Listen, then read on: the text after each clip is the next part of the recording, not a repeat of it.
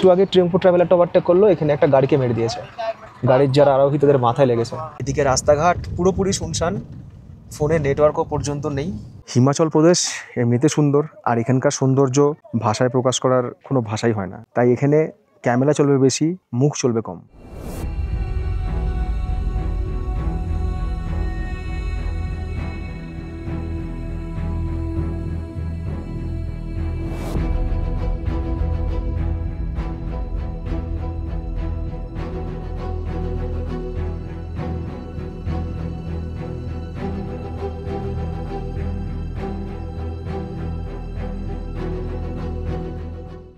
June 2025, সময় বিকেল 3:30। কলকাতা থেকে ট্রেন জার্নি করে চণ্ডীগড় পৌঁছানোর পর এবার সমতল থেকে পাহাড়ে প্রস্থানের প্রস্তুতি, বা বলা ভালো স্পিতি সার্কিটের প্রথম ধাপে পা রাখা। গন্তব্য নারকান্দা, যেখানে আজ প্রথম দিনের রাত্রিবাস। মাঝে রয়েছে সিমলা কিংবা কুফরির মতো বেশ জনপ্রিয় ট্যুরিস্ট স্পট। হিমাচল প্রদেশের স্পিতি ভ্যালির নাম অনেকেই শুনেছেন, কিন্তু এই জায়গা সম্পর্কে স্পষ্ট ধারণা হয়তো অনেকেরই নেই। স্পিতি নামের অর্থ মধ্যমভূমি, হিমালয়ের উচ্চতার একটি অঞ্চল যা ভারতের হিমাচল প্রদেশের উত্তর পূর্ব অংশে অবস্থিত। তিব্বত এবং ভারতের মধ্যভূমি স্পিতি মূলত স্পিতি নদীর উপত্যকা।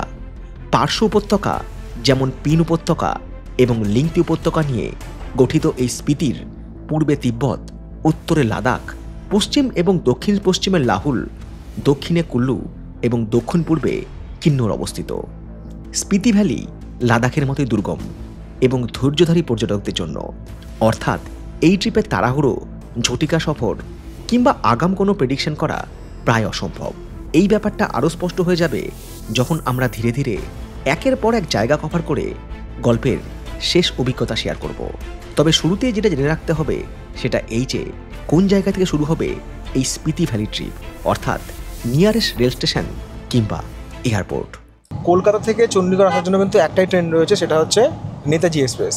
বা নেতাজি এক্সপ্রেস যখন এখানে ঢোকে তখন ওই রাত 1:35, মানে মধ্যরাত এখানে ঢোকে। তারপরে তো ট্রেন গিয়ে কালকায় গিয়ে দাঁড়ায়। তো কালকা অবধি আপনারা চলে এসে সেখান থেকেও আপনারা পিক আপ নিতে পারবেন। যদি আপনারা মনে করেন যে না আমরা আম্বালা ক্যান্টনমেন্ট থেকে পিক আপ নেবো, তাহলে আম্বালা ক্যান্টনমেন্ট থেকেও পিক আপ নিতে পারেন। কারণ কলকাতা থেকে চণ্ডীগড় আসার ট্রেন একটা হলেও কলকাতা থেকে কিন্তু আম্বালা ক্যান্টনমেন্ট আসার ট্রেন অনেক রয়েছে। তো আম্বালা থেকেও আপনারা পিক আপ নিতে পারবেন, সেক্ষেত্রে গাড়ির চার্জেস একটু বেশি লাগবে। আর যদি ফ্লাইটে করে আপনারা আসেন, চণ্ডীগড় এয়ারপোর্টে নামেন, তাহলে চণ্ডীগড় এয়ারপোর্ট থেকে কিন্তু আপনারা পিক আপ নিতে পারবেন আপনাদের হিমাচল প্রদেশ ট্রিপ করার জন্য। দিল্লি থেকে যে সমস্ত ভলভোগুলো চলে না, সিমলা, মানালি বা কাসোলের জন্য, তো সেসব ভলভো কিন্তু এখান দিয়েই যায়। মানে ওদের দিল্লি থেকেও পিক আপ হয়, আবার চণ্ডীগড় থেকেও পিক আপ হয়। এইখানে সার্কাস এসছে, কত দিন পরে সার্কাসে তাঁবু দেখলাম।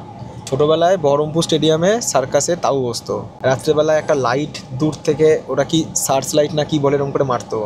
অপেক্ষা করতাম একটা দিনের জন্য, কোন দিন মা বাবা সার্কাস দেখতে নিয়ে যাবে। তারপরে যত বড় হলাম, সার্কাসের তাঁবু দেখলাম আস্তে আস্তে ছোটো হচ্ছে, সার্কাসে নানা রকম আইটেম কমছে। পরে শুনলাম নাকি সার্কাসে বাঘ, সিংহ এসব রাখা যাবে না, এরকম নাকি সব নিয়ম এসছে।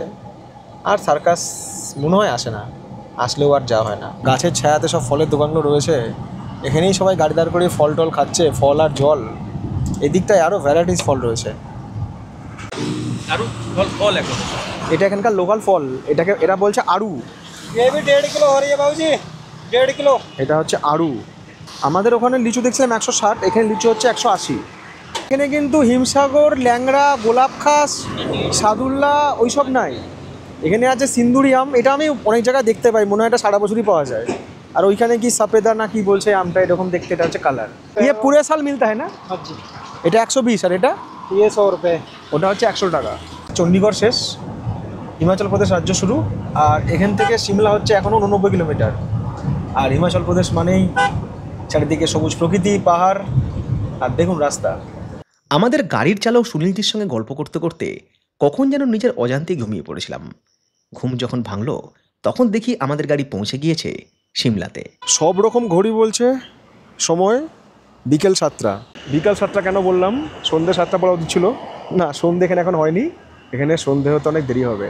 তো আমরা এই মুহূর্তে পৌঁছে গেছি, এই জায়গার নাম হচ্ছে কুফরি। কুফরির ঠান্ডে নালা বা ঠান্ডা নালা। এখানে কি করতে হবে, আমাদের গাড়ির পরিবর্তন। পাহাড়ে ঘুরতে গেলে কিন্তু বিশেষ করে স্পিতি ভ্যালি, যেখানে কিছু অফরোডিং আছে, বা লাদাখ, সেক্ষেত্রে কিন্তু বড় গাড়ি সবসময় দরকার। হিমাচলের লোকাল ডিশ, এটাকে বলা যায় সিড্ডু। Sipdo, yes. এখানে ঘি রয়েছে, ঘি ভালো করে ছড়িয়ে দিয়েছে, মানে যেমন বিরিয়ানির হাঁড়িতে ঘি ঢালে এখানে এরকম ঘি ঢেলে দিয়েছে। প্রথমে মনে হচ্ছিল মোমো, বাট মোমোর মতো নয়, অন্যরকম। এই খাবারটা খেলে শরীরে গরম থাকে। সিমলা পেরিয়ে এসে কুফরিতে আমাদের গাড়ি বদল হলো।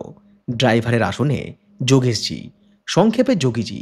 স্পিতি সার্কিট সম্পূর্ণ করেছিলাম এনারই সহচার্যে। আর অবশ্যই সব কিছুর দায়িত্বে ছিল ট্যুর পিকার্স, যারা সিমলা মানালি থেকে স্পিতি ভ্যালি সহ হিমাচল ট্রিপ প্যাকেজ ট্যুর করায়। খরচ এবং যাত্রার বিবরণ সহ যোগাযোগের নম্বর দেওয়া রয়েছে এই ভিডিওর ডিসক্রিপশন বক্সে। কুফরির পর হিমাচল প্রদেশের আরও একটা ট্যুরিস্ট অ্যাট্রাকশন পয়েন্ট, এটা হচ্ছে ফাগু। যদি আপনাদের কাছে একটা দিন পুরোপুরি থাকে তাহলে কিন্তু আপনারা এই সমস্ত জায়গা, এই যে ফাগু বা কুফরির যে সমস্ত সাইট সিন, এগুলো কভার করতে পারবেন। যেমনটা কথা ছিল, রাত 8:58 আমরা পৌঁছে গেলাম আমাদের আজকে রাত্রের আশ্রয় নারকান্দাতে। তো এটা হচ্ছে নারকান্দা বাজার। পাহাড়ে রাত দেরিতে নামে, কিন্তু যখন রাত নামে না, তখন অন্ধকার শুধু কীরকম দেখুন। মেন রোড থেকে 500 মিটার ভেতরে হচ্ছে আমাদের হোটেল নারকান্দাতে। শহর থেকে একটু ভেতরে অন্ধকার পথ ধরে হোটেলের সামনে গিয়ে যখন গাড়ি দাঁড়ালো, গাটা কেমন ছমছম করে উঠল। বুঝলাম টানা জার্নি আর সুযোগ পেলে ভূতের গল্প পড়ার সাইড এফেক্ট। আর টাইম হচ্ছে রাত 9:15। এই হচ্ছে নারকান্দাতে আমাদের প্রথম রাতের স্টেইং রুম। আপাতত ফোন টোন সব চার্জে বসালাম। ইলেকট্রিক কেটেল যেটা দরকার সেটা রয়েছে। এখানে একটা টেবিল চেয়ার রয়েছে। এই হচ্ছে টয়লেট, ঠিকঠাক আছে, পরিষ্কার পরিচ্ছন্ন আছে, টাওয়েল রয়েছে, গিজারও রয়েছে। কাল সকালে স্নান টান করেই বেরোবো। Winter Kashmir, winter Japan, winter Arunachal, তারপরে উইন্টার হিমাচল, অবস্থা পুরো খারাপ। মাথার যন্ত্রণা, ঘুমিয়ে পড়তে হবে তাড়াতাড়ি, আজকে শরীর ক্লান্ত, আপনারা তো জার্নি দেখছেন। বাট ঘুমরায় খাওয়া দাওয়া করতে হবে। ডাইনিং রয়েছে, বাইরের যে কিচেন রয়েছে বা রেস্টুরেন্ট রয়েছে সেখানে এসেছি। তো বিট আলু সেদ্ধটা মাখছে, আলু, তার মধ্যে লবণ, এর মধ্যে একটু লঙ্কা আর পেঁয়াজ, আর সেই সাথে আমরা অর্ডার করেছি হচ্ছে অমলেট, আর স্যালাড তো রয়েছে, আর ঘিও আছে। हाँ, घर में बनाते हैं हमारे वहाँ पे बहुत सारे लोग ऐसा खाते हैं। इसको बोलते हैं आलू भुना, कोई बोलता है आलू चोखा, कोई बोलता है आलू माखा, পকেট আলু মাখা, ডবল ডিমের অমলেট গরম, এটা তো খেতেই হবে। সালাদ আর সেদ্ধ ভাত এই নিয়ে কাটাতে হবে। এটা হচ্ছে পাহাড়ি চিকেন, পুরো ঘরোয়া স্বাদ। আর ওই দিয়ে গেছে হচ্ছে ভাত।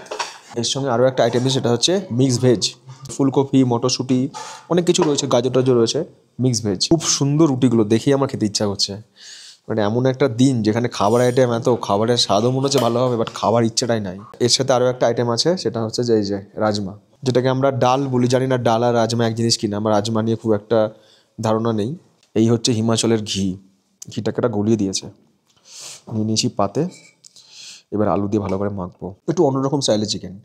আর এখানে কিন্তু চিকেনগুলো স্কিনি চিকেন, মানে স্কিন কিন্তু ছাড়ায় না, যেরকম আপনারা উত্তরবঙ্গে দেখেছেন হোমস্টেতে। আর এটা কিন্তু হোটেল না, এটা হচ্ছে হোমস্টে।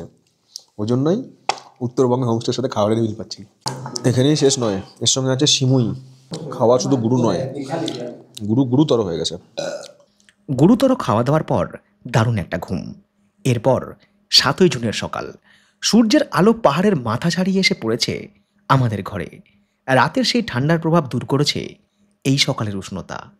গতকাল রাতের কনকনে ঠান্ডার পর আজকে দারুণ রৌদ্রোজ্জ্বল একটা সকাল। আর এই সকালে ঘুম থেকে উঠে করে ফেললাম সেই দুঃসাহসিক কাজ যেটা সাধারণত পাহাড়ে এসে আমি করি না। ঠিকই ধরেছেন, স্নান, তাও আবার শ্যাম্পু দিয়ে। তো স্নান করার পর যথারীতি নাক টানছি। তারপর এই বারান্দায় এসে এখানে যে এত সুন্দর রোদ লাগছে, সামনের যে দূর থেকে রোদ আসছে, এই রোদটা ফিল করছি। আমরা আজকে এখান থেকে রওনা দেবো হচ্ছে চিটকুলের উদ্দেশ্যে। এবং এই হোটেল থেকে চেক আউট করে ব্রেকফাস্ট করে বেরিয়ে যখন আমরা চিটকুল পৌঁছাবো তখন হয়তো সন্ধে হয়ে যাবে। পাহাড়ে বেড়াতে আসলে না একটা অদ্ভুত আলসেমি আমাকে পেয়ে বসে। দেরিতে ঘুম থেকে উঠবো, রোদে বারান্দায় একটু রোদের ধারে বসবো, গরম গরম চা খাবো, পাহাড় দেখবো, দুপুরে লাঞ্চ করবো, একটু ঘুম, বিকালবেলা পাহাড়ি পথে হাঁটতে যাবো। মানে দুটো দিন এভাবে কাটিয়ে দেবো। মানে এত ঘুরেছি না, এখন ওই ডে 1, ডে 2, ডে 3, ডে 4, আজ এখানে কাল ওখানে, ভালো লাগে না অতটাও। কিছু করার নেই, এটাই করতে হবে, এটাই পেশা, এটাই নেশা, এটাই কাজ। শরীরের সাথে মনের একটা অদ্ভুত দ্বন্দ্ব চলে। যাই হোক, আমাদের ব্রেকফাস্ট কি এসছে একবার দেখিয়ে দিই আপনাদেরকে। এইদিকে এসছে আলুর পরোটা, আর আমি নিয়েছি হচ্ছে ব্রেড, আর ব্রেডের সাথে নিয়েছি হচ্ছে বাটার। এছাড়াও এখানে বাটার টোস্ট, এছাড়াও এখানে জ্যাম রয়েছে, ওখানে এক্সট্রা বাটার রয়েছে, লাগলে আমরা নিয়ে নিতে পারবো। কালকে আমরা আসার সময় জাম কিনছিলাম, আম আর এই যে এই ফলটা, এগুলো হোটেলে বললাম যে কেটে দিতে, তো ওরা কেটে টেটে দিয়েছে, কেটে খুব সুন্দর করে সাজিয়ে টাজিয়ে দিয়েছে। আর একটা এক্সট্রা আইটেম বললাম, সেটা হচ্ছে অমলেট। তো এতটা অমলেট তুমি খাবো না, ডবল ডিম অমলেট করে দিয়েছি আমি আর বিট্টু, বললাম শেয়ার করে নাও। যোগী জি, आपको क्या अच्छा लगता है, पराठा या ब्रेड बटर? पराठा। पराठा के ऊपर मक्खन डाल दिए। যারা স্পিতি ভ্যালি প্যাকেজে আসছেন না এই ভিডিও দেখার পরে, তো সেক্ষেত্রে কিন্তু আপনাদের ব্রেকফাস্ট আর ডিনার থাকবে হচ্ছে প্যাকেজে, লাঞ্চ কিন্তু থাকবে না, লাঞ্চ আপনাদের বাইরে করতে হবে। কাজে আমার পরামর্শ, যতটা সম্ভব হেভি ব্রেকফাস্ট করে এখান থেকে বেরোবেন সব জায়গা থেকে। দিদি রয়েছেন এই নারী হোমস্টেটা, তো দিদির বয়স হচ্ছে 68। দিদি এই হোমস্টেতেই থাকেন। আগে রান্নাবান্না উনি করতেন, 26শে মে পর্যন্ত উনি গেস্টদের জন্য লাস্ট কুকিং করেছিলেন। তারপর এখন স্টাফ রেখেছেন, স্টাফরাই আর কি সব কুকিং টুকিং করে, রান্নাবান্নার কাজ করে। তো উনি কিন্তু এই হোমস্টেতেই থাকেন, এনারই হোমস্টে এটা। হিমাচল প্রদেশের মানুষ কিন্তু গেস্টদেরকে এইভাবেই সম্মান করে। তো আমি যাদের সাথে এসেছি ট্যুর পিকার্স, ওদের কিন্তু মানে এই স্পিতি প্রোগ্রামের মধ্যে এরকম কিন্তু ওয়েলকামের একটা ব্যাপার রয়েছে। মানে এটাও কিন্তু আমাদের পার্ট অফ প্রোগ্রাম বা প্রোগ্রামের অংশ। আমরা যখন উত্তরবঙ্গে যাই, উত্তরবঙ্গে যে সমস্ত হোমস্টে রয়েছে সেখানে যেমন আমাদেরকে উত্তরীয় পরিয়ে সম্মান জানানো হয়, তো এখানে কিন্তু হিমাচল প্রদেশে এরকম টুপি পরিয়ে কিন্তু গেস্টদেরকে সম্মান জানানো হয়। Thank you. আমাকে টুপি পরে হিমাচলি কম, নেপালি বেশি লাগছে। ও নেপালের কথা মনে হলো, আমাদের তো নেক্সট ট্রিপ নেপাল হতে চলেছে, 17 তারিখে যাবো নেপালে, আবার নতুন গল্প আসবে। यहाँ पर जो लोग हैं सभी के घर के पास ये एप्पल का बगीचा है ना? होता ही है, सबके पास होता है। और हमने सारी वेजिटेबल्स लगा रखे हैं नीचे, कॉलीफ्लावर, कैबेज। ये पूरा जगह आपका है? हाँ, ये वाला। হোমস্টের একটা বিরাট অংশ জুড়ে যে বাগান রয়েছে, তাতে আমাদের নিত্য প্রয়োজনীয় আলু, পেঁয়াজ, রসুন, লঙ্কা থেকে বিভিন্ন শাকসবজি প্রায় সব কিছুরই চাষ হয়, যাকে এক কথায় বলে অর্গ্যানিক। বাকি সমস্ত অংশ জুড়ে যে আপেল গাছ রয়েছে, তাতে ছোট ছোট আপেল ধরে রয়েছে। राजमा आलू सब आपका, मतलब सब कुछ ऑर्गेनिक? ऑर्गेनिक। খুব জানতে ইচ্ছে করছিল এই আপেল গাছগুলো নেট দিয়ে মুড়ে রাখার কারণ কি, চুরির ভয় নাকি পোকামাকড়ের উপদ্রব? ये नेट क्यों दे देते हैं आप? वो जो आती है ऊपर से, ओ, ओले ओले कहते हैं ओ जिसको, गोल गोल। शिला बारिश के साथ जो गिरता है? हाँ, बहुत मोटे मोटे जो आते अच्छा, हैं, उनको हेल नहीं कहते, हेल कहते हैं। হেল कहते हैं। हाँ जी, हेल। এই যে পাহাড়ি পথ উঠে গেছে সোজা, এই পথ ধরেই হচ্ছে আমরা পৌঁছাবো এই টপে, যেখানে রয়েছে হাতুমাতা টেম্পল। হোমস্টে থেকে বিদায় নিয়ে আবারও শুরু পথ চলা। নারকান্দায় দ্রষ্টব্য হাটু পিক এবং হাটু মাতা মন্দির। কথিত রয়েছে মহাভারতে অজ্ঞাতবাসকালে পাণ্ডবেরা এই জায়গাতে এসেই কিছুদিন অতিবাহিত করেন। নারকান্দা থেকে এই হাটু পিক যাওয়ার রাস্তা যথেষ্ট সংকীর্ণ, যেখানে পাশাপাশি দুটো গাড়ি পার্ক করার জায়গা প্রায় নেই বললেই চলে। এইখানে দুটো গাড়ি কখনো পাশাপাশি যাবে?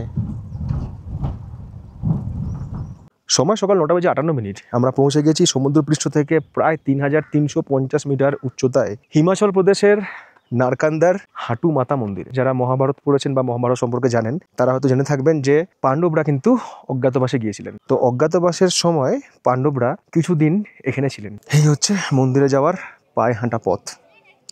আশেপাশে এরকম বসার জন্য বেঞ্চ রয়েছে। এই মন্দিরটা না কাঠের মন্দির, তার জন্য লেখা আছে যে মন্দিরকে আন্দার ধূপ জ্বালানা মানা হয়। আর মন্দিরের ভেতরে কিন্তু কোনো রকম ফটোগ্রাফি করা যাবে না, তাই বাইরে থেকে পুরো মন্দিরটার একটা ছবি আপনাদেরকে দেখাচ্ছি। মন্দিরের পরিবেশটা এতটাই সুন্দর না, চারিদিক তো পাহাড়ে ঘেরা, তার উপরে রোদ এসে পড়ছে, নীল আকাশ, সাদা সাদা মেঘ ভেসে যাচ্ছে, অপূর্ব। আর ভেতরে যে সেবায়েত রয়েছেন, তাকে জিজ্ঞেস করলাম যে এই মন্দিরের আরাধ্যা দেবীকে, বললো মা কালী। 3টে মূর্তি রয়েছে, মা কালীর মূর্তি, বাট হিমাচলীয় ধাঁচে। যেরকম আমরা মা কালীর মূর্তি দেখতে অভ্যস্ত সেরকম নয়, পুরোটা এরকম কাঠের কাজ। আর যাতে জল লেগে নষ্ট না হয় কাঠগুলো, তার জন্য বাইরে এরকম কাঁচ দেওয়া রয়েছে। আর এই যে ভেতরে যে সমস্ত কারুকার্যগুলো রয়েছে না, এগুলো ড্রাগন, এগুলো কিন্তু তিব্বতের দিকে দেখা যায়। মানে তিব্বতে যে স্থাপত্যশৈলী, সেখানে কিন্তু এরকম চিত্র দেখা যায়। খুব বড় মন্দির নয়, কিন্তু কারুকার্য অসাধারণ। এই মন্দিরের সংলগ্ন এদিকে লঙ্গরখানা রয়েছে, বসার জন্য এরকম বেঞ্চ রয়েছে, খাওয়ার জন্য টেবিল রয়েছে। যারা হিমাচল প্রদেশ বেড়াতে আসেন এবং আপনাদের ট্যুরটাকে আপনারা সিমলা, কুলু, মানালির মধ্যে সীমাবদ্ধ রাখেন, সেক্ষেত্রে কিন্তু ভিড় প্রচুর আপনারা পান। এবং যারা একটু খোলামেলা জায়গা পছন্দ করেন, একটু ফাঁকা ফাঁকা, একটু প্রকৃতিকে ভালোভাবে ফিল করব, বা যদি কোনো ধর্মীয় স্থানেও আসি সেখানেও একটু শান্তি খুঁজবো, সিমলা, কুলু, মানালির মধ্যে কিন্তু সীমাবদ্ধ থাকলে হবে না। প্রকৃতি পরিবেশকে আরও সুন্দরভাবে পেতে হলে বা তার সাথে আরও একাত্ম হতে হলে কিন্তু আপনাদের ট্যুর প্ল্যানকে পরিবর্তন করে হিমাচলের যে সমস্ত আরও জায়গা রয়েছে সেখানে কিন্তু আপনাদের পরবর্তী ট্যুর প্ল্যান রাখতে হবে। এই পুরো জায়গাটাই হচ্ছে হাঁটু পিক। এই দেখুন, ওটা হচ্ছে টপ পয়েন্ট, সবাই ওই জায়গাটায় উঠছে। ওখান থেকে তো পুরো 360 ডিগ্রি ভিউ পাওয়া যাবে।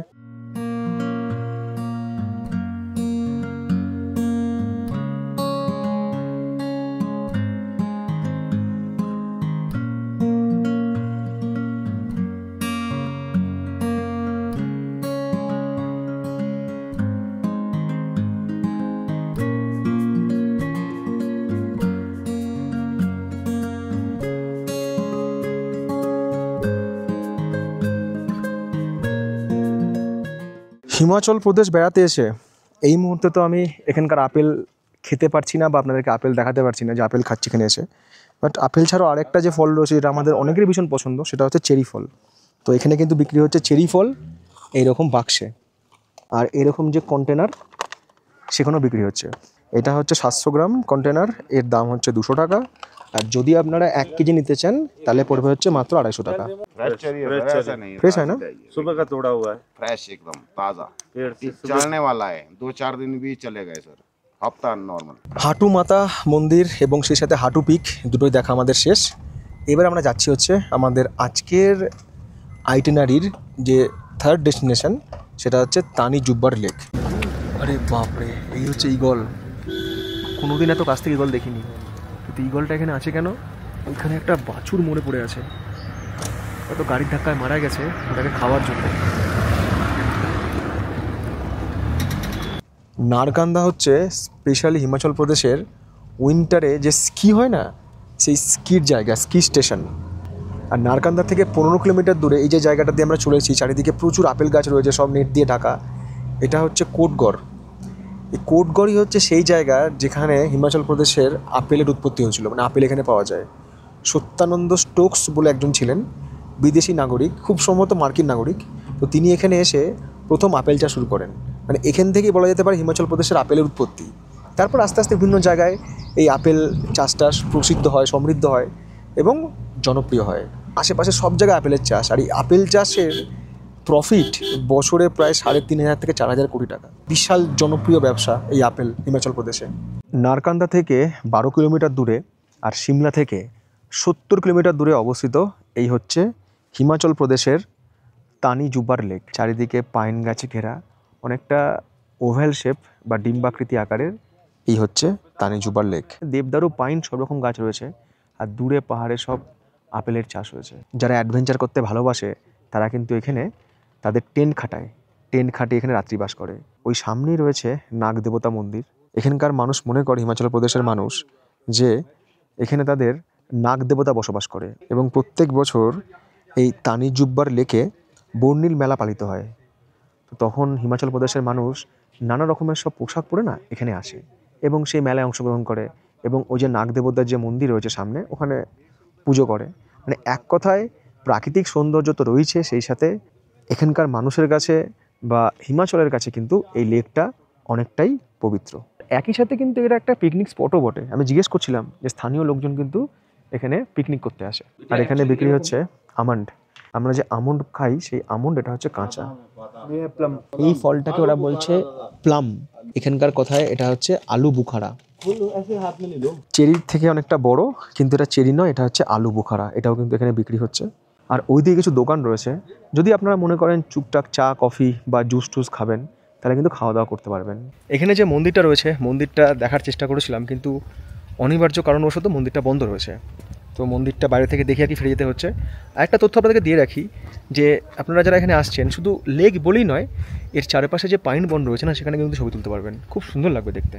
মানে আলো আধারের একটা খেলা, তো ছবিগুলো সেরকম লেভেলের আসছে। আমাদের যোগীজি বলছে এই লেকটা হচ্ছে মিরর লেক। মিরর লেক কেন দেখুন, পুরো ওপরে রিফ্লেকশনটা নিচে পড়ছে এসে। সেম কাশ্মীর একরকম সুন্দর, হিমাচল প্রদেশ আরেক রকম সুন্দর, লাদাখ একরকম সুন্দর, আর আমাদের সিকিম কিন্তু আরেক রকম সুন্দর। প্রত্যেকটা জায়গায় কমন জিনিস হচ্ছে পাহাড়, পাহাড় আর প্রাকৃতিক সৌন্দর্য। তবুও প্রত্যেকটা জায়গার কিন্তু আলাদা একটা বৈচিত্র্য আছে, আলাদা একটা প্রাকৃতিক সৌন্দর্য আছে। একটু আগে বলছিলাম না যে পাহাড়ি পথের অনেক রকম সমস্যা থাকে। এই দেখুন, এখানে অ্যাক্সিডেন্ট হয়ে গেছে গাড়ি। একটু আগে টেম্পো ট্রাভেলারটা ওভারটেক করলো, এখানে একটা গাড়িকে মেরে দিয়েছে। গাড়ির যারা আরোহী তাদের মাথায় লেগেছে, তো গাড়িটা খাদে পড়েনি। টেম্পো ট্রাভেলারটারও ক্ষতি হয়েছে।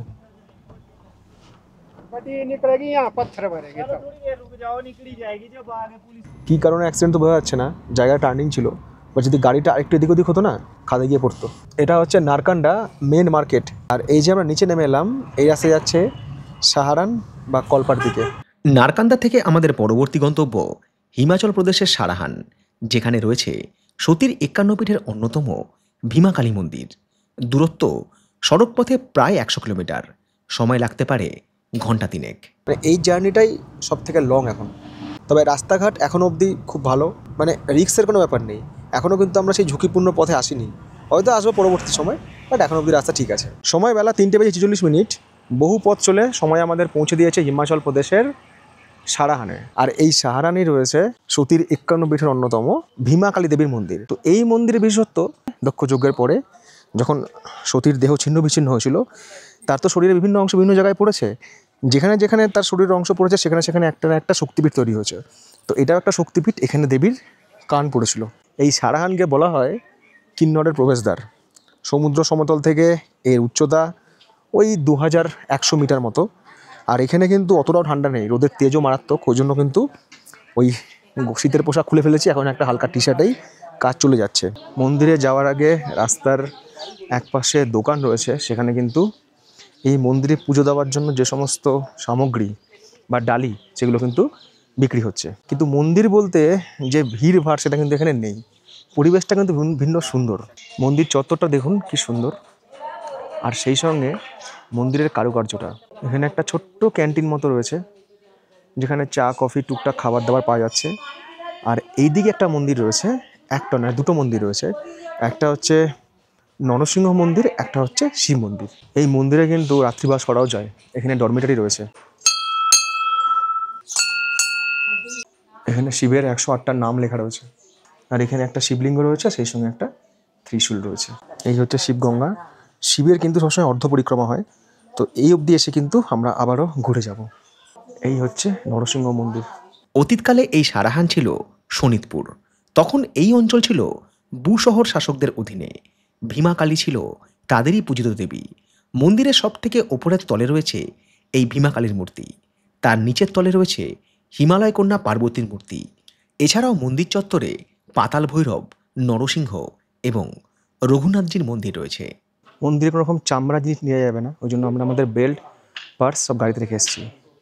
मंदिर में कैमरा मोबाइल वस्तुओं लेकर प्रवेश ना करें। तो लास्टेर जो ऑप्शनটা সেটা চাপের। Please wear caps inside the temple. এটা তো জানতাম না, ক্যাপ তো সঙ্গে নিয়ে আসিনি। মন্দিরে প্রবেশ করার আগে যে নিয়মগুলো ছিল সেটা হচ্ছে যে চামড়া জিনিস সঙ্গে যাবে না, তো ওগুলো তো আমরা আনিনি।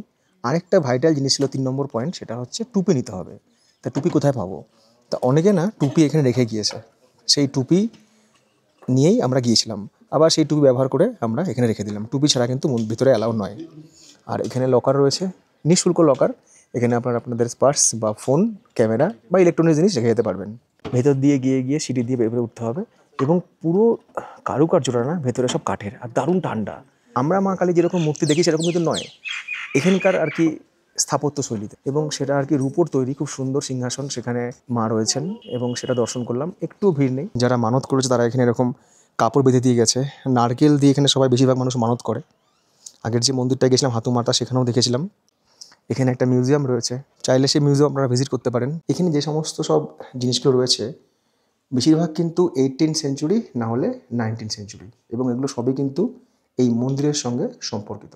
ভীমাকালী মন্দির দেখা শেষ, এবার আমরা রওনা দিলাম। আমাদের আজকে রাত্রিবাস হবে হচ্ছে চিৎকুলে বা চিৎকুলে, তবে তার আগে করতে হবে লাঞ্চ, কারণ সময় ঘড়ি বলছে এখন 4:30 বেজে গিয়েছে। আর এখান থেকে আমরা টুকটাক ওই বিস্কুট কিনলাম, একটু চানাচুর কিনলাম, আমি এবার একটু আজে বাজে খাবার কিনলাম। পাহাড়ে আসলে মানে বাইরে আসলে একটু আজে বাজে খাবার খাওয়া হয়ে যায়। যোগীজি বলেছে আজকে আমাদেরকে হিমাচলের খাবার খাওয়াবে, হিমাচলের লোকাল, তো খাবো। সময় বিকাল 5:16। এখান থেকে ছিটকুল হচ্ছে এখনও প্রায় 90 কিলোমিটার কাছাকাছি। তো আমাদের যোগী ভাই বললো যে এবার লাঞ্চ করতে হবে, বিকাল 5:15 সময় লাঞ্চ করছি। তো রাস্তার ধারে এখানে একটা ধাবা রয়েছে, এই ধাবাটার নাম হচ্ছে চটিওয়ালা ধাবা। চটি বলতে তো অন্য জিনিসই বুঝতাম, বাট চটি নামের ধাবাও হয় সেটা এখানে এসে দেখলাম। এই ধাবার যিনি মালিক তিনি স্থানীয় হিমাচলেরই লোক। ছোট থেকেই এইরকম চটি রাখতেন। এলাকার লোকের কাছে ধীরে ধীরে পরিচিত হন চটিওয়ালা নামে। পরবর্তী সময়ে নিজের নামেই এই ধাবা খোলেন। वो ये आपके पापा जी है, इसका अभी ऐसा ही है उसका? बचपन से ही ऐसा ही हमने किसी को देख के नहीं किया, इनको लोग चोटी वाले के नाम से ही जानते हैं सर। এবার একটু চটির স্বাদ নেওয়া যাক।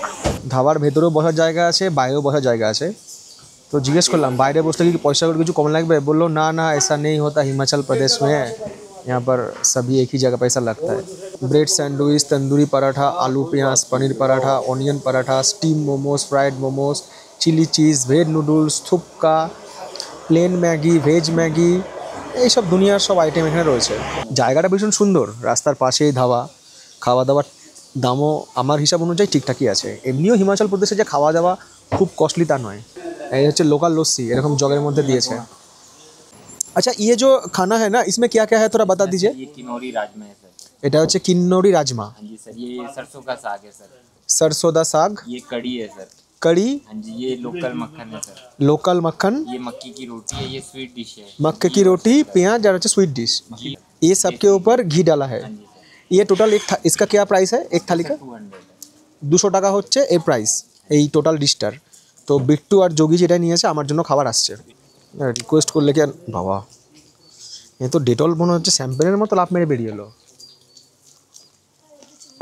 এই শুকনো শুকনো রুটি ভালো লাগে না, তারা জীবনটাও শুকনো, রুটিও শুকনো। না তোমরাই খাও। सरसों दा साग আসছে আমার ভাত। बस बस बस हो जाएगा हो जाएगा। ये चावल नहीं नहीं और नहीं चाहिए, बस इतना घी खाऊंगा तो मोटा हो जाऊंगा, वैसे मोटा ही हूँ। এই দেখুন, এই এসছে খাবার। এখানে ওরা আলুটাকে, আলু শুদ্ধ পেয়ে গেছে এখানে, আলুটাকে কুচি কুচি করে কেটেছে, তার মধ্যে টমেটো কি একটা মশলা দিয়েছে ঝাল ঝাল, যদি না দিলেও হতো, লঙ্কা দিয়েছে, তার সঙ্গে পেঁয়াজ দিয়েছে আর ধনিয়া পাতা দিয়েছে, আর এই হচ্ছে ঘি। আর চালটা না, এই দেখুন এরকম চালটার কালার, এরকম লাল লাল লাল ঝাল ঝাল তো শুনে এসছেন, ফেসবুক পচে গেছে লাল লাল ঝাল ঝালে, এখন হচ্ছে লাল লাল চাল চাল। তো লাল লাল চাল চাল আর ভাত একটু খেয়ে দিই কীরকম। আমার সঙ্গে ট্রিপ করলে কিন্তু আমার খুব মজা হবে, কিন্তু আমার সঙ্গে ট্রিপ করতে আসে না। ঢেকি ছাটা, বিট্টু বলছে ঢেকি ছাটা চাল, মানে চালগুলো কিন্তু এখনও ধান থেকে পুরোপুরি বেরিয়ে আসেনি, কিছু জায়গায় ধান লেগে রয়েছে। খাওয়া দাওয়ার পর্ব শেষ, বিল ফে মিটিয়ে দিলাম এখানে। আমাদের এখানে 500 টাকা মতো খরচা হলো। আমার যে ভাতটা খেলাম ওটার জন্য 100 টাকা নিয়েছে, টোটাল 500। তো বেরিয়ে যাচ্ছি, বলছে দাঁড়ান কুদ্দার মোমো আসছে। বলছে কি কুত্তার মোমো, আবার কী আইটেম রে ভাই? বলছে না না কুত্তা না, কুদ্দে কে মোমো, কুদ্দে কুদ্দে নাকি একটা কিন্নারি আনাজ এখানকার লোকাল, মানে সবজি, তার মোমো। ঠিক আছে নিয়ে আসুন, যখন আপনারা টেস্ট করাতেই চাইছেন তো ছোটো করে নিতে পারি, কোনো অসুবিধা নেই। এটা মোমো, কুদ্দে কি মোমো? পাহাড়ে গিয়ে তো অনেক রকম মোমো ট্রাই করেছি, veg momo, chicken momo, fried momo, steam momo, তো এটা বলছে কোদার মোমো। এর মধ্যে নানা রকম সবজি টবজি রয়েছে। আর মোমোটা খেতে না অনেকটা পিঠের মতো, আমরা পাটিসাপটা খাই না, অনেকটা পাটিসাপটার মতো ফ্লেভার। পাটিসাপটা পিঠে যেরকম হয় খেতে ওরকম, ডিফারেন্ট স্বাদ, মানে আমাদের ওখানকার মোমোর মতো নয়, কিন্তু এটা এখানকার খুব পপুলার। ঘড়িতে সময় বিকেল 6টা বেজে 1 মিনিট। খাওয়া দাওয়ার পর্ব শেষ করে আমারও পথ চলা। আর এখান থেকে আমাদের চিতকুল লাগবে এখনও, কিতনা টাইম লাগেगा চিতকুল जाने में? 9 बज जाएगा? 8 साढ़े 8 8:30 আমাদের যোগীজি বলছে, মোটামুটি এখনও 90 কিলোমিটার হবে। এবার থেকে শুরু হবে হচ্ছে কিন্নর জেলা, দেবভূমি কিন্নর में आपका स्वागत है। সিমলা জেলা শেষ, কিন্নর জেলা শুরু। আর আমাদের বাঁ পাশে গভীর খাদ দিয়ে যে নদী বয়ে আছে এটা হচ্ছে শতদ্রু নদী, যাকে হিন্দিতে क्या बोलते हैं आपको? सतलुज। হিন্দিতে বলা হচ্ছে সতলুজ, আর আমাদের বাংলায় হচ্ছে শতদ্রু নদী। এখানে সবাই এসে আর কি ভিডিও ফটোগ্রাফি করছে, वीडियो ही बनेगा दादा। ড্রোন উড়াউঙ্গা। কিন্নর জেলার এটা হচ্ছে প্রথম গ্রাম, লেখাই আছে নিগলসরি। যোগীজি বলছে এই যে জায়গা দিয়ে আমরা যাচ্ছি না, এই জায়গাটা রীতিমতো ল্যান্ডস্লাইড জোন। এদিকে বৃষ্টি খুব কম হয়, বৃষ্টি অত বেশি হয়ও না, কিন্তু ল্যান্ডস্লাইড জোন। এই হচ্ছে তারেন্ডা মাতার মন্দির, রাস্তার পাশেই। যারা যায় এই পথে সবাই কিন্তু এখানে প্রণাম করেই যায়। ওই বয়ে যাচ্ছে নিচ দিয়ে শতদ্রু নদী। হয়তো কখনো এখানে রাস্তা ছিল যেটা পুরোপুরি ভেঙে গিয়েছে, এখনও শুধু রয়ে গিয়েছে এখানকার রেলিংটা। এই রকম পাহাড়, ঢাক বলতে এখানে বোঝাচ্ছে ঢাকা, মানে আচ্ছাদন, পাহাড়ের আচ্ছাদন, তারেন্ডা ঢাক। বাট এই পাহাড় যদি কখনো ভেঙে পড়ে তাহলে পুরো রাস্তা ফাস্তা নিয়ে একদম চলে যাবে খাদে। ভয়ঙ্কর জায়গা কিন্তু।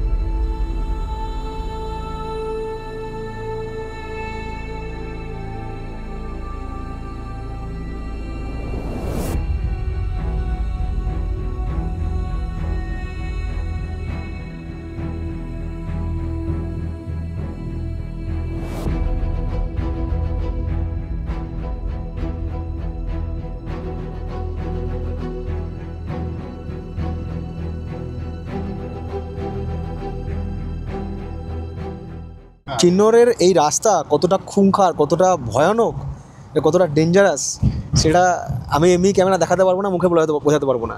তো রাস্তার একধারে গাড়ি দাঁড় করিয়ে আমরা এর ড্রোন শট নিলাম। আমি যে ড্রোন ওড়াচ্ছি না, আমার বুকটা কাঁপছে যে এইরকম রাস্তা দিয়ে গাড়ি চলছে, ভয়াবহ। কিন্নরের এটা হচ্ছে দ্বিতীয় গ্রাম, এটার নাম হচ্ছে ভাবানগর। হিমাচল প্রদেশে তৈরি বিদ্যুৎ না প্রচুর জায়গায় যায়, দিল্লিতেও সাপ্লাই হয়। তো এখানে এত পাহাড়ের টানেল করেছে না, টানেল আর জলবিদ্যুৎ কেন্দ্র, ড্যাম এসব রয়েছে না। আমাদের ড্রাইভার সাহেব বলছে পাহাড় ভেতরে ভেতরে খোকলা হয়ে গিয়েছে, মানে অনুর্বর হয়ে গিয়েছে যাকে এক কথায় বলে। তো কী হয়, এর জন্যই তো ধস নামে বেশি, ল্যান্ডস্লাইড হয়। মানে পাহাড়ি নদীর জল আটকে রেখে সেটাকে ফোর্সে নামিয়ে কোনো ড্যাম থেকে টারবাইন ঘুরিয়ে তৈরি হয়ে হচ্ছে জলবিদ্যুৎ, যেমনটা আমরা ভূগোলে পড়েছি। তবেই আমাদের বিদ্যুতের চাহিদা মেটে। কিন্তু জলবিদ্যুৎ তৈরি করতে গিয়ে বিভিন্ন জায়গায় ড্যাম দিতে গিয়ে যে বিভিন্ন জায়গায় টানেল তৈরি হচ্ছে, রাস্তা তৈরি হচ্ছে, ফলে প্রকৃতি ধ্বংস হচ্ছে এক কথায়। কাটচাম ড্যাম এখন তো সন্ধে হয়ে গেছে, এখান থেকে ছিটকুল হচ্ছে এখনও 42 কিলোমিটার। কারচাম ড্যাম পেরিয়ে আসার কিছু পরেই ঘনয়মান আধারে প্রায় ডুবে গেলাম। পাহাড়ের ঘরবাড়িগুলোতে আলো জ্বলে উঠল, আর গাড়ির হেডলাইট আমাদের পথ দেখিয়ে নিয়ে চলল সাংলা হয়ে ছিটকুলের দিকে। এই রাস্তা যাচ্ছে হচ্ছে কামরু ফোর্টের দিকে, আমরা কালকে কামরু ফোর্ট দেখব। আর এই ব্রিজটা পার করে এটাই হচ্ছে সাংলা শুরু হবে, সাংলা উপত্যকা। আগে আমরা সাংলা বাস স্ট্যান্ড পার করে এসেছি। দোকানপাট এখানে প্রচুর রয়েছে, সেই সঙ্গে লাগছে ঠান্ডা, বেশ জমজমাট জায়গা। এখানেও জ্যাকেট ট্যাকেট পাওয়া যাচ্ছে, জুতো টুতো সব রয়েছে। স্পিতি ভ্যালি যারা বেড়াতে আসে তাদের অধিকাংশ কিন্তু স্টে করে হচ্ছে সাংলাতে, কারণ সাংলাতে স্টে করার কিন্তু অপশন অনেক বেশি। হোটেল বলুন, হোমস্টে বলুন, সব কিন্তু এখানে আছে। ছিটকুলে অনেকে ভিজিট করে চলে আসে, আবার অনেকে ছিটকুলে রাত্রিবাস করে। কিন্তু ছিটকুলটা হচ্ছে তুলনামূলক কস্টলি, কারণ ওটা কিন্তু ভারতবর্ষের শেষ গ্রাম। আমরা আমাদের প্রোগ্রামটা ছিটকুলেই রাত্রিবাস করবো এরকমই বানিয়েছি, সেক্ষেত্রে খরচ একটু বাড়বে।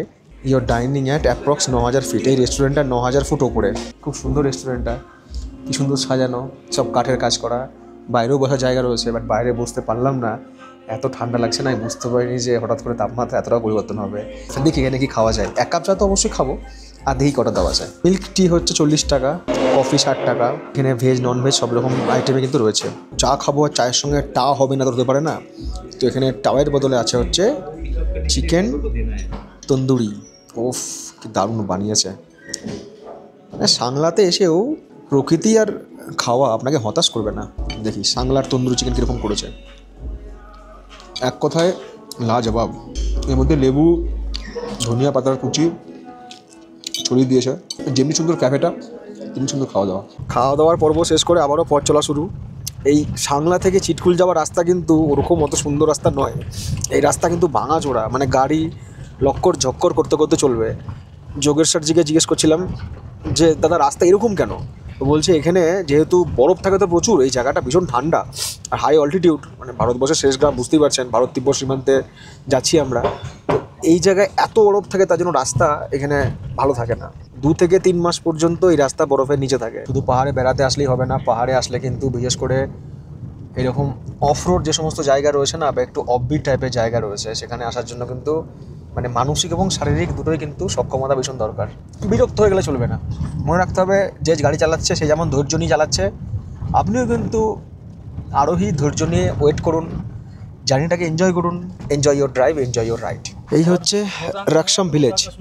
সাংলার পরে এই একটা জনপদ রয়েছে যেখানে টুকটাক হোটেল কিংবা হোমস্টে রয়েছে। এর পরের লাস্ট স্টপ হচ্ছে ছিটকুল। তাও এখানে খুব বেশি কিন্তু হোটেল বা রিসর্ট নেই, আর বাইরে হাত রাখা যাচ্ছে না, বাইরে এত ঠান্ডা। এদিকে রাস্তাঘাট পুরোপুরি শুনশান, ফোনে নেটওয়ার্কও পর্যন্ত নেই, শুধু আমাদের গাড়ি, রাত জাগা কয়েকটা কীট পতঙ্গ, মাঝে মধ্যে 2-1টা পাহাড়ি নালাও পাচ্ছি যেগুলো রাস্তার উপর দিয়ে বয়ে যাচ্ছে। আর বাইরের টেম্পারেচার বলছে এখন 3 ডিগ্রি, ভয়ানক ঠান্ডা। যত আগে যাচ্ছি টেম্পারেচার আস্তে আস্তে ফল করছে, আর একপাশে গভীর খাদ। আর এখন রাত 10:14। যে যারা এরকম প্রোগ্রাম করছেন সেক্ষেত্রে কিন্তু আপনাদেরকে নারকান্দা থেকে তাড়াতাড়ি বেরোতে হবে, এবং মাঝে কোথাও বেশি সময় নষ্ট করা যাবে না, যদি আপনাদের বেলায় পৌঁছাতে হচ্ছে ছিটকুল। মাঝে মধ্যে নেটওয়ার্ক আসছে, এই দেখুন ওয়েদার দেখাচ্ছে এখানে 1 ডিগ্রি। রাত 10:30 আমরা পৌঁছে গেলাম ভারতবর্ষের লাস্ট ভিলেজ ছিটকুল। এখানে কিন্তু হোমস্টে, হোটেল সব কিছুই রয়েছে। এই পাহাড়ি পথে কোনো একটা বাঁকেই হয়তো আমাদের হোটেল রয়েছে। একপাশে বয়ে চলেছে বাসপা নদী, এটাকে বলা হয় হচ্ছে হিন্দুস্তান তিব্বত সড়ক। ওই যে দূরে লাইটগুলো জ্বলছে না, ওইটা হচ্ছে চিতকুল। ওখান থেকে কিছু কিলোমিটার এগিয়ে আসার পর এখানে রাস্তার ধারেই আমরা নিয়েছি হচ্ছে কটেজ। এখানে কটেজ রয়েছে, টেন্টও রয়েছে। কালকে সকালে দেখাবো। আর ওই যে পাহাড়গুলো রয়েছে না, ওই পাহাড়ে সব বরফ জমে আছে। আগামীকাল সকালে মানে এর পরের যে ভ্লগটা আসবে, তখন এই দৃশ্যটা যখন দেখাবো না আপনাদেরকে, তাহলে ফিল করবেন যে কীরকম জায়গায় এসেছি। মানে ভারতবর্ষের শেষ গ্রামটা কত সুন্দর হয়। আর ওই যে আকাশের চাঁদ। এখানে দুটো কটেজ রয়েছে আপাতত দেখতে পাচ্ছি। তো এখানে আমরা কটেজই নিয়েছি, কারণ এই ঠান্ডায় টেন্টে থাকা হয়তো সম্ভব হবে কি না জানি না। এই হচ্ছে আমাদের রুম। একটু রুম ট্যুরটা করিয়ে দিই আপনাদেরকে চটপট। দুটো কম্বল রয়েছে, এরকম হচ্ছে বেড, এদিকে চেয়ার টেবিল, ফোন চার্জ দেওয়ার জায়গা। রুমের থেকে টয়লেটটা বেশি সুন্দর, গিজার রয়েছে, ইলেকট্রিক কানেকশনও রয়েছে এখানে। বেশ পরিষ্কার পরিচ্ছন্ন, সুন্দর, ছিমছাম। এখানে কিন্তু এয়ারটেলের কোনো নেটওয়ার্ক আমি দেখতে পাচ্ছি না, বাট জিও নেটওয়ার্ক কিন্তু রয়েছে। হয়তো এয়ারটেলের নেটওয়ার্ক একটু পরে আসতেও পারে, নাও আসতে পারে, বাট জিও টাওয়ার কিন্তু এখানে রয়েছে। শ্বাস নিচ্ছি আর সমস্ত করে আওয়াজ হচ্ছে। কোভিডের ভ্যাকসিন নেওয়ার পরেই হোক বা কোভিড হওয়ার পরেই হোক, আমার ফুসফুসের একদম 12টা বেজে গেছে। দেখি ফুসফুসটা আমি যদি ধর্মতলা মার্কেটে সেকেন্ড হ্যান্ড বিক্রি করতে পারি, তাহলে শিয়ালদা মার্কেট থেকে একটা ফার্স্ট হ্যান্ড ফুসফুস আমি লাগিয়ে নেবো। 11টা বেজে 12 মিনিট চলে এসছে আমাদের খাবার, এখানেই দিয়ে গিয়েছে। তো এখানেই আমরা আর কি আমাদের মতো করে সাজিয়ে গুছিয়ে নিচ্ছি। আচ্ছা, এখানে একটা তথ্য দিয়ে রাখি, আমি যে জায়গাটায় আসি না, এখানে কিন্তু জলের বোতল কেনা নেই, এরা এখানকার জল দিয়েছে। তো যদি আপনারা এখানকার লোকাল জল না খান, তাহলে কিন্তু জলের বোতল সঙ্গে অবশ্যই কিনে নিয়ে আসবেন। এই জায়গাটার কথা বলছি। এই দিয়েছে হচ্ছে স্যালাড, এই দিয়েছে চিকেন, আলু সেদ্ধ দিতে বলেছিলাম, আলু সেদ্ধর বদলে কী সব মাখিয়ে টাখিয়ে দিয়ে দিয়েছে। এখানে দিয়েছে হচ্ছে বয়েলড এগ, রাজমা ডাল নাকি রাজমা। এখানে দিয়েছে ভাত, আর রুটিও রয়েছে। আমাকে অল্প একটু ভাত দাও, ঘি দাও, আর একটু নুন দিয়ে দাও। নুন আনতে পান্তা ফুরাচ্ছে, ঠান্ডায় অবস্থা খারাপ হয়ে যাচ্ছে। আজ আমি প্ল্যান করে নিয়েছি, আমি কিন্তু জামা কাপড়ের পরিবর্তন করবো না, খাবো, দাঁত মাজবো, মুখে ক্রিম ঘষবো, বিছানায় এপরে শুয়ে পড়বো। এখানে ঘিটা নিয়ে নিয়েছি। ঘিটা হচ্ছে আসার সময় বললাম না, কিনেছি এখান থেকে 900 টাকা কেজি, ওই 500 ঘি কিনেছি। এটা হচ্ছে হিমাচলের ঘি। এই ঘি নিয়েছি, সেই সঙ্গে এখানে আলু মাখা দিয়েছে, এর মধ্যে ধনিয়া পাতা, পেঁয়াজ টেয়াজ, ভাজা পেঁয়াজ দিয়েছে। আলুটাকে ওরা ভেজেছে ভালো করে। চিকেনটা ভাবছিলাম খেতে পারবো কি পারবো না, অন্যরকম লেভেলের বানিয়েছে।